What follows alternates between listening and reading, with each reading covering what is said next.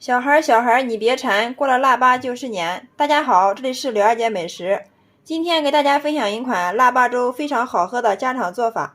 很多朋友在熬腊八粥的时候，都是直接加水，其实那样就错了。今天教你一招，熬出来的腊八粥浓稠香甜又好喝，营养又美味。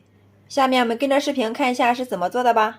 首先看一下我们准备的食材有红扁豆、红豆、黑豆、红皮花生米、莲子还有红枣各一小把，大约是20克左右。然后把它倒在一个大点的碗中，加上适量的温水，下手给它洗一下，洗去表面的灰尘和杂质。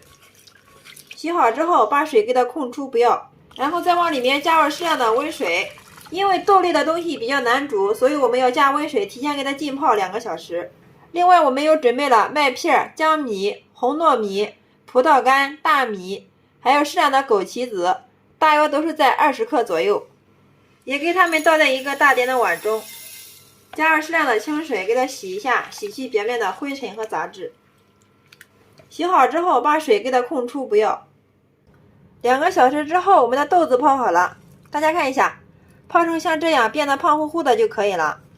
然后我们连水带豆子倒在一个砂锅里面，再往里面加入4倍的清水，盖上盖子，大火烧开，给它转小火慢煲20分钟。20分钟之后我们打开，然后我们把葡萄干、枸杞子、糯米、江米、麦仁加进来。这个时候我们往里面加入1勺食用碱，加入食用碱，这样可以让我们的豆类快速成熟，煮出来的腊八粥更加的软糯香甜。继续开小火给它熬煮。为了使我们熬出来的腊八粥更加的有层次感，我们再往里面加入6、7个老冰糖。家里面有红糖的话也可以用红糖。继续开小火慢慢的给它煮，期间我们要用勺子不停的给它搅拌，这样可以防止我们的腊八粥粘锅糊底。我们只有用小火慢煲出来的八宝粥，才不会破坏豆类里面的营养。盖上盖子，继续开小火慢熬。我们大约又熬了20分钟之后，打开看一下，哇，真的是满屋飘香啊！满厨房都是飘着豆类的香味，太香了。我们在熬制腊八粥的时候，每隔2、3分钟都要用勺子给它搅拌一次，这样可以防止我们熬的腊锅粥粘锅糊底。大家看一下，这时候的腊八粥已经非常的粘稠了。然后我们还要继续给它熬一会儿。我们一直熬至所有的豆类非常软烂的时候，然后往里面加入1把的白芝麻，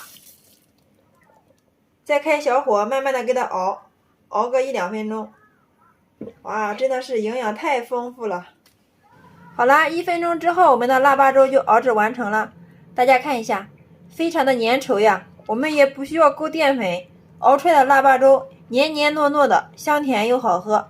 看一下是不是非常的有食欲，里面的豆子非常的软烂。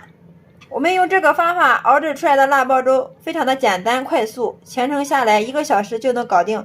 所以我们在熬制腊八粥的时候，不要只加清水熬了，我们往里面加入一点点的食用碱，熬制出来的腊八粥香甜软糯又好喝，特别的简单又快速哦。像这样就可以了，然后我们给它盛出来，然后我们再给它装在一个漂亮的大碗里面。像这样我们的腊八粥就制作完成了。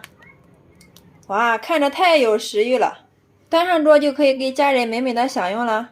大家看一下，非常的软糯，黏糊糊、软乎乎的，里面汇集了11种食物的精华，营养真的是非常的丰富啊！八姐给家人煲上1锅这样的腊八粥，喝了之后全身暖乎乎，真的是暖心又暖胃啊！大人小孩都是非常喜欢喝，做法也是非常的简单，看一遍就能会哦。香甜软糯，喝不够。我们在熬制腊八粥的时候，没有规定需要8种食材，每个地方的做法都不一样，有的地方多达20种。食材越丰富，营养就越高，味道会更好呀。好啦，今天的美食就分享到这里啦。喜欢我的视频，记得关注、点赞、留言、转发哟。非常感谢你的观看与支持，我们下个视频再见。最后提前祝大家腊八节快乐！